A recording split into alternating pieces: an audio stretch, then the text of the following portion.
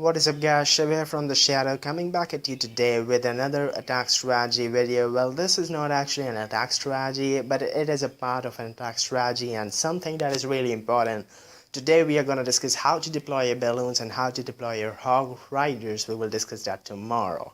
So balloons and hog riders, basically they are one and the same thing. I mean, the same principles, the same concept, the basic is the same, but in terms of hog riders you just have to tweak numbers a little bit because of the hog riders, they can fall prey to spring traps and your giant bombs, while when you talk about the balloons, spring traps and giant bombs do not do anything, and the air bombs, well, they do hurt, but technically your lava hounds should be able to absorb those air bombs anyway. So we'll talk about balloons now.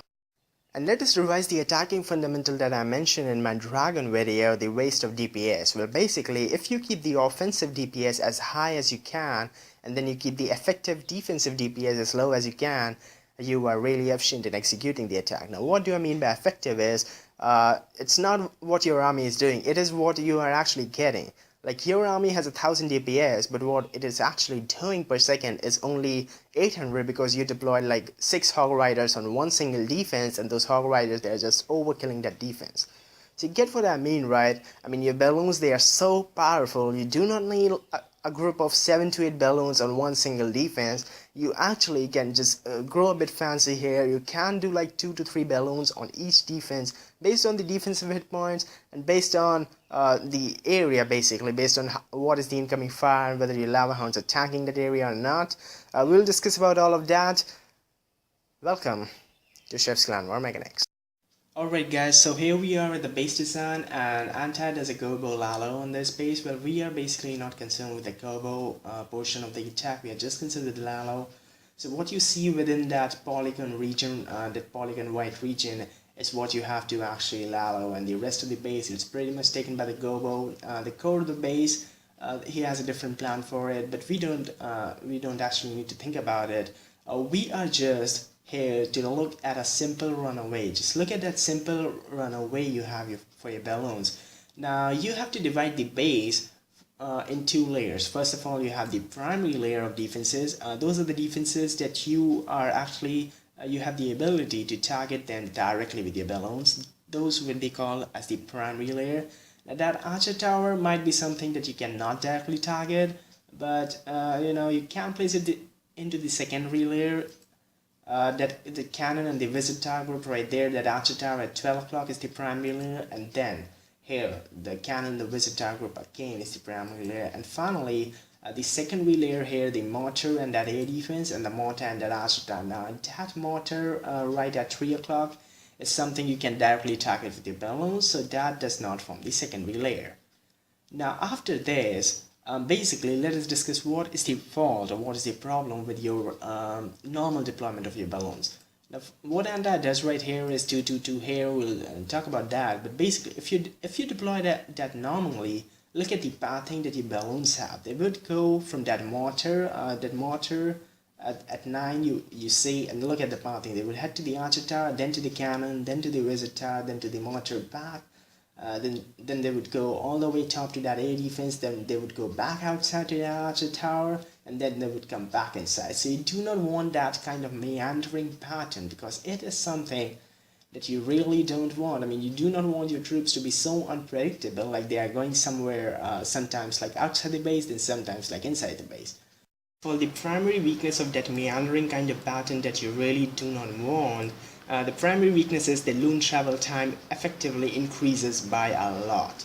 And the reason I'm saying this is that loons, we are used to seeing them with haste spells and rage spells, so we do not realize how slow they actually are. But you want to keep the loon travel time as low as possible in your attacks. You do not want your balloons to be traveling those last distances. Like we say, after this air defense is gone, the loons, they are gonna head to this archer tower and then to this wizard tower. Notice the distance in this particular case, and how good it would be that after this air defense is gone, they head straight to the mortar and then to the wizard tower. And notice the distance and notice the loon travel time. Plus, it would be great for you to drop a rage to speed up those loons here, rather than dropping a rage and trying to speed up those loons here, because you are not getting that value out of your rage if you drop it like on that elixir storage. So basically you get what I mean, right? Now what you want to do is you want to start with the primary group of balloons, and of course you are going to start them from the primary layer of defenses because you cannot directly target the secondary layer. So suppose this mortar right here, it is the primary layer.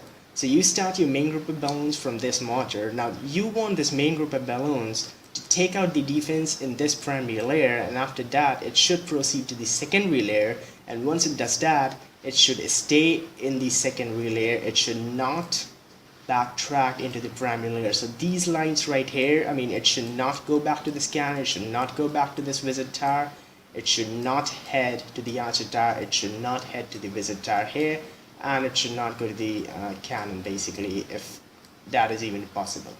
This is what you basically want to learn. Let's get this arrow thing out of the way. Now the second step that you would be doing when you will actually be sketching this attack or planning it is, what are the defenses? This is the question that you are going to ask yourself. Which defenses are preventing my balloon groups from navigating along that straight white line that I just draw?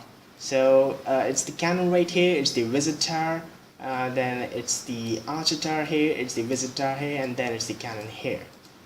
Those 5 defenses need to go down. I mean, if those 5 defenses are down, your balloons are going to go along that white line, there's no question about it, and that reduces your loon travel time, plus that makes your attack look a lot more beautiful and a lot more elegant, which you will see exactly how Anti does it. But basically, now we are sure, we are confirmed that we need balloon groups here, here, here, here, and here. So you need balloons on these 5 defenses no matter what happens.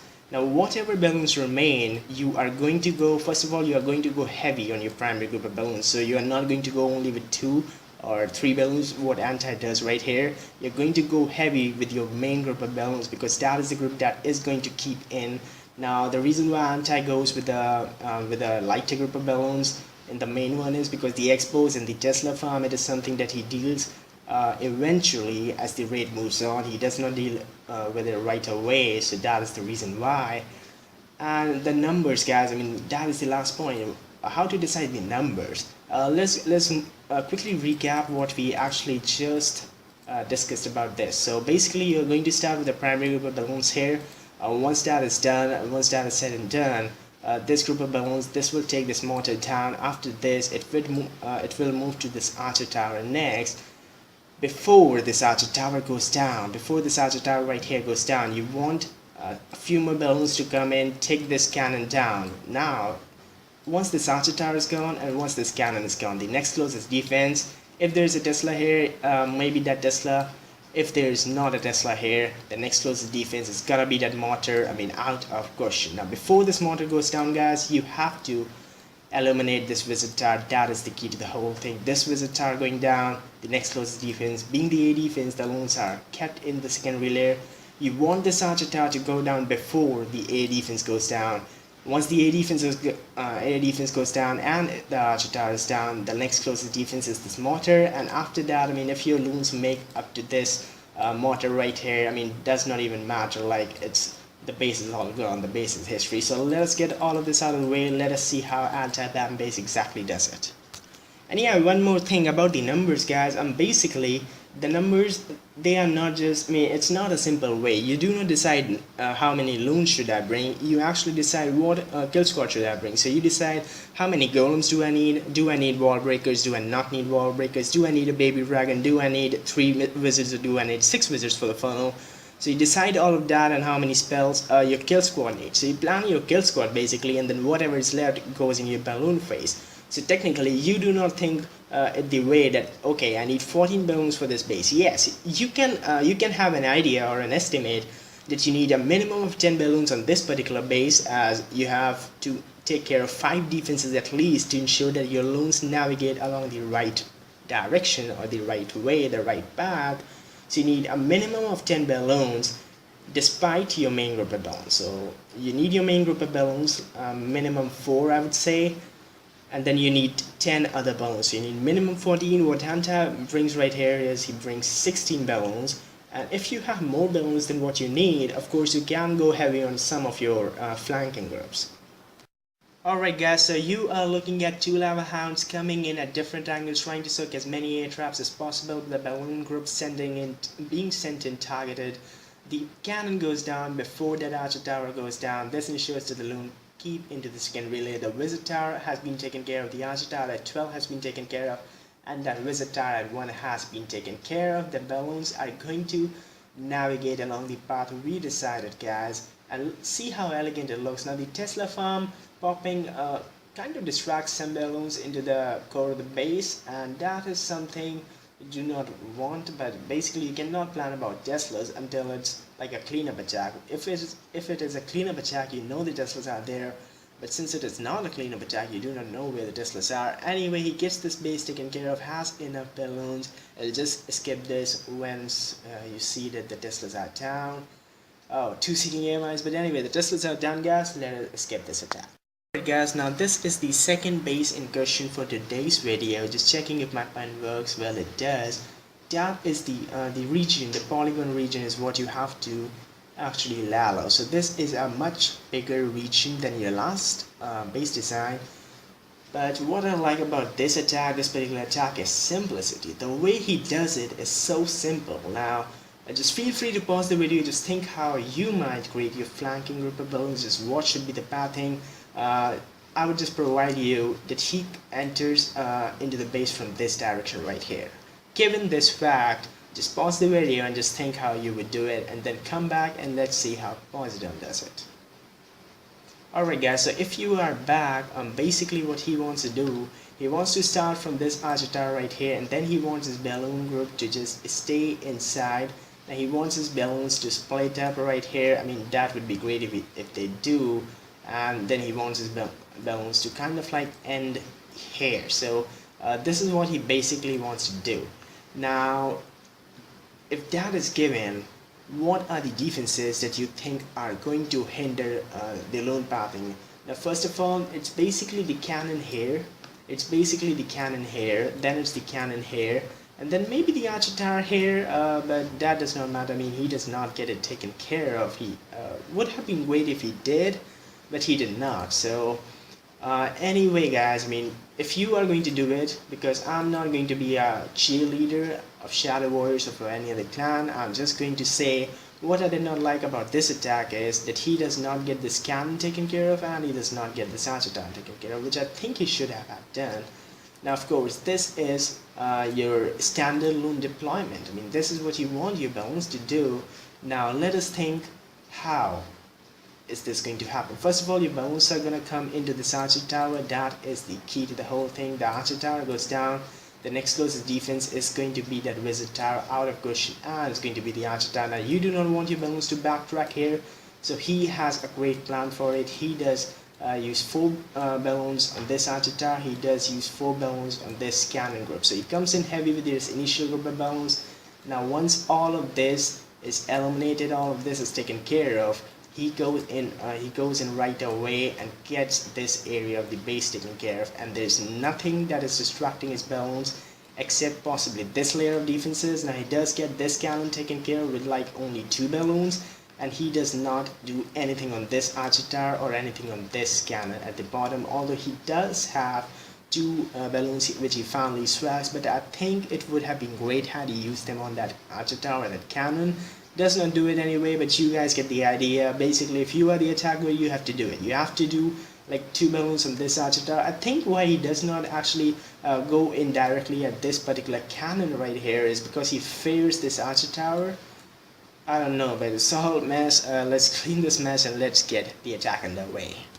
He chooses very suitable angles on the lava hounds. 4 balloons in 2 groups coming in from the north. The archer tower and the cannon has been taken care of. The cannon at 3 o'clock next to the army camp has been taken care of. The funnel has been created. His loons are going to stay into the secondary layer. They are not going to backtrack. Had the cannon next to the dark barrack been taken care of, but since it is not taken care of, some of the loons, they are going to head to the cannon, and that is waste of DPS, because those loons were needed inside the base line. They were not needed to eliminate the cannon, right? I think maybe what he was thinking is that the cannon and the wizard tower, it's like at a 2-tile gap, so the balloons might ignore that cannon. But you know guys, I mean, you know the deal. If you are doing this attack, you have to get that cannon and that archer taken care of, not beating with poison down anyway. I mean, this was a great attack. Alright fellas, so that is going to be pretty much it for this video, you guys. I hope you guys learned a tip or two from this video. Well, basically, if you revise the whole thing, it's going to be, first of all, you want to start from a primary layer of defenses, then you want your balloons to stay into the secondary layer once they are in the secondary layer. And all your side group of balloons, they are just going to ensure that your main group of balloons stays in the secondary layer. You are going to use all your spells on your main group of balloons. You're not going to use them. You're going to use them very rarely on your flanking group of balloons, but more often than not, all your spells have to be concentrated on your main group of balloons. That's the key to the whole thing.